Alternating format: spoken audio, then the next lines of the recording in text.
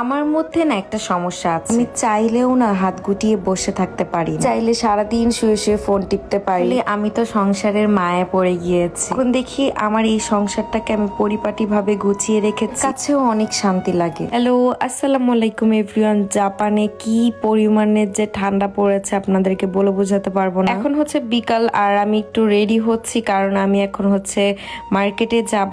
Already হচ্ছে আমার ছবি দেখেছেন যে আমি ঘুরতে গিয়েছিলাম। উইন্টারের জন্যই হচ্ছে কেনাকাটা করতে যাচ্ছি। আর শীতের মধ্যে না স্বাস্থ্যও ইচ্ছে করে না, তো আমি রেডি হয়ে এখন বের হয়ে গিয়েছি। হেঁটে হেঁটে এখন আমার ননাসের বাসায় যাচ্ছি। এক ঠান্ডার মধ্যে এই যে বৃষ্টি পড়ছে, আবার শীতের মধ্যে এই বৃষ্টি জিনিসটাই আমার ভালো লাগে না। যাই হোক, হেঁটে হেঁটে আমার ননাসের বাসায় চলে এসেছি। তারপরে এই তো ওরা স্কুল থেকে এসেছে, আমার শাশুড়ি মা তাদেরকে স্কুল থেকে নিয়ে এসেছে। এখন আমরা গাড়িতে করে হচ্ছে মার্কেটে যাচ্ছি, আর আপু হচ্ছে অফিসে, সীমান্ত আর আপু হচ্ছে পরে আসবে। এরপর সব থেকে ছোটটাকে তার হচ্ছে ডে কেয়ার থেকে আমরা রিসিভ করেছি। আর এই তো মার্কেটে অলরেডি আমরা চলেও এসেছি। ছোটকে হচ্ছে বেবি কারে বসিয়ে দিয়েছিলাম, মেজোটাও হচ্ছে হাঁটতে চায় না, আর ছোটটাকে আমি ঠেলছিলাম। মার্কেটের ভেতরে হচ্ছে হিটার চালু করা থাকে, এই জন্য আমি সোয়েটারটা খুলে এসেছি। আকাশের অবস্থা দেখেন কি, একদম মেঘগুলো কালো হয়ে আছে। এরপর সীমান্ত আর আমার ননাস মিলে চলে আসে। দেন হচ্ছে আমাদের অনেক ক্ষুধা লেগে যায়, আমরা অনেকক্ষণ আগে এসেছি। কেএফসিতে বসেছিলাম, এখানে বসে বসে ওরাও চিকেন খেয়েছে, আমরাও খেয়েছি। সবাই মিলে খেয়ে দিয়ে মার্কেট শুরু হয়ে যায়। আর মা এখানে দেখাচ্ছিল যে সাফি আমাকে কিভাবে ডাকছিল মামি মামি বলে। আর ও তো ডে কেয়ারে গিয়ে একদম একা একা খাওয়া শিখেছে। কি শপিং করেছি এই ভিডিওর লাস্টে আমি দেখিয়ে দিব।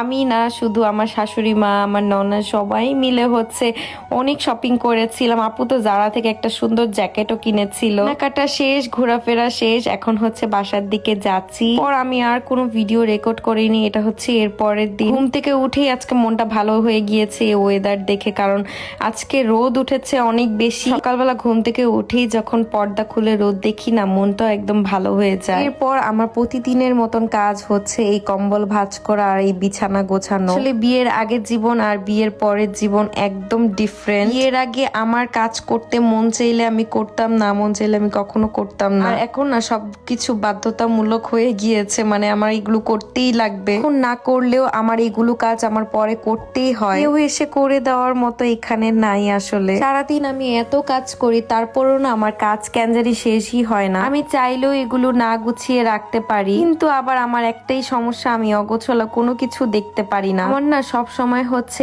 গোছানো আর পরিপাটি অনেক বেশি পছন্দ। সব সময় আমি সবকিছু অনেক ক্লিন রাখার চেষ্টা করি। বিয়ের আগে কখনো নিজের বিছানাটা গুছাতাম না, মা এসে আমার বিছানাটা গুছিয়ে দিয়ে যেত। এখন আমি সংসার করি, আমার সংসারের প্রতিটা কাজ আমার নিজ হাতে করতে হয়। আমি সব সময় হচ্ছে আমার রুম গুছিয়ে দেন হচ্ছে নিচে নেমে আমি ব্রাশ করি, নিজে ফ্রেশ হই। আর আমি সব সময় ফেসটাকে আমার ডাবল ক্লিনজিং করি, যেহেতু রাত্রেবেলা আমি স্কিন কেয়ার করে ঘুমিয়েছিলাম।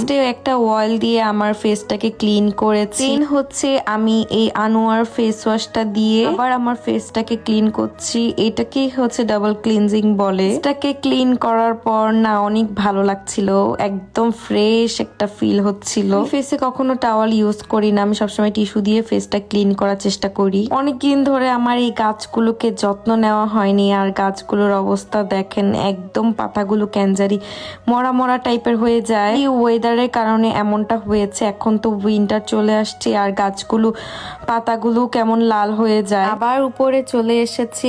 এখন হচ্ছে আমি একটু স্কিন কেয়ার করবো, মর্নিং স্কিন কেয়ার। আমি যত যাই করি না কেন, আমি সবসময় আমি নিজের যত্ন নেওয়ার চেষ্টা করি। কিছুর আগে নিজেকে যত্নে রাখাটা সব থেকে বেশি ইম্পর্টেন্ট। এই এসেন্সটা প্রায় শেষের দিকে, অনেক দিন ধরে এটা ইউজ করছি। এই কোজারেক্স এর এসেন্সটা স্যুট করে না, বাট আমার অনেক সুন্দর স্যুট করেছে। আর রিসেন্টলি আমি আনোয়ার এই সিরামটা কিনেছি, এটা এত ভালো কাজ করেছে আমার ফেসে। আমার অনেকগুলো ডার্ক স্পট ছিল, সেগুলো না রিমুভ হয়ে যাচ্ছে আস্তে আস্তে। যাদের অয়েলি স্কিন তারা কিন্তু এটা নিতে পারেন, এটা কিন্তু বেশ ভালো একটা কাজ করে। পর এই কোজারেক্স এর ময়শ্চারাইজারটা আমি রিসেন্টলি কিনেছি নতুন, এটা আমি 2 কৌটো ইউজ করেছি। এখান দিয়ে আমি আবার হচ্ছে জাপানিজ হাদালাবো এই ময়শ্চারাইজারটা ইউজ করেছিলাম, ওইটাও বেশ ভালো, বাট আমার কাছে মনে হয় এটা আমাকে বেশি স্যুট করে। ভাবলাম যে একটু চুলটাকে বেনি করে ফেলি, অনেকদিন পর না চুলে বেনি করেছি। এরপর আমি সকালের ব্রেকফাস্ট করেছি আজকে টি কলা আর হচ্ছে কফি খেয়েছি।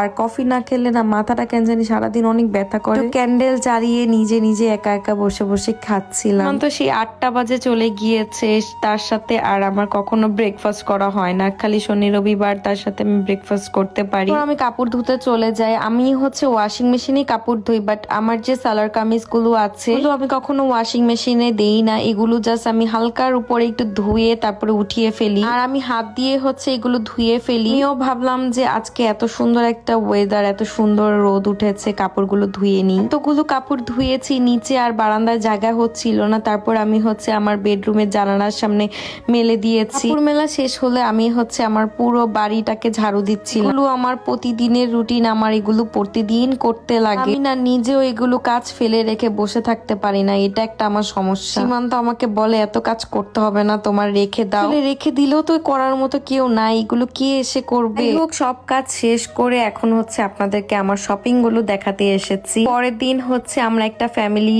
এন্ড হচ্ছে একটা গ্রুপ থেকে পিকনিকে যাচ্ছি। এই হিলটার কথা আমাকে আপনারা এত এত আক্স করেছেন। এই হিলটা আমি শিন থেকে কিনেছি। স্যান্ডেল আমি তেমন একটা পরতে পারি না, বাট ট্যুরে গিয়ে আমি পুরোটা সময় হিলটা পরেছিলাম, কারণ হিলটা অনেক বেশি কমফোর্টেবল। এরপর শিন থেকে আমি হচ্ছে এই রেড ব্যাগটা অর্ডার করেছিলাম, জুতোর সাথে ম্যাচিং করে এই ব্যাগটা নিয়েছি।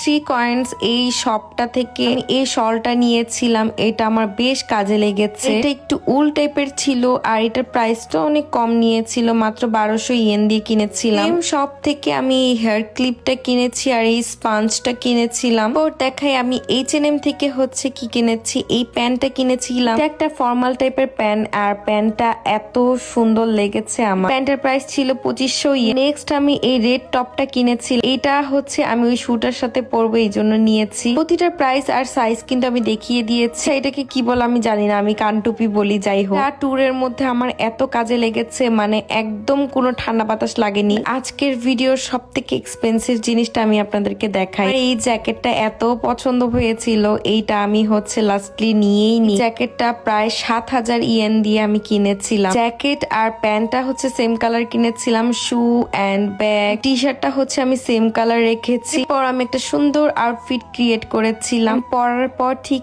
এমন লাগছিল। নেক্সট ব্লগে হচ্ছে বাকিটা দেখতে পাবেন। এদিন আমি আর কোনো কিছু রান্না করিনি, পান্তা ভাত করেছিলাম আর ইলিশ মাছ ভেজেছি, একটু আলু ভর্তা করেছি আর একটু ডিম ভেজেছিলাম। যেহেতু পরের দিন আমরা ঘুরতে যাচ্ছি, এই জন্য বাসায় আর কোনো কিছু রান্না বান্না করে ঝামেলা করিনি। ব্লগটি এখানে শেষ করছি। সবাই ভালো থাকবেন, সুস্থ থাকবেন। আল্লাহ হাফিজ।